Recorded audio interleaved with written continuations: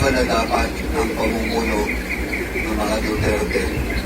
They are people, family, who I would like to ask, what is their current contribution to the country?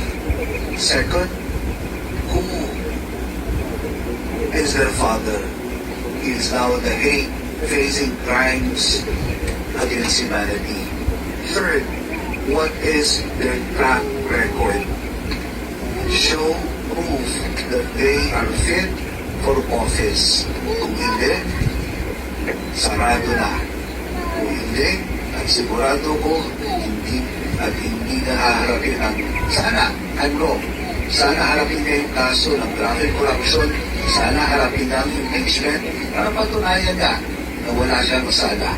Kung hindi, then she has no right even to declare, but she has the right to aspire. But for the betterment of the people, the Filipino people, we deserve someone better.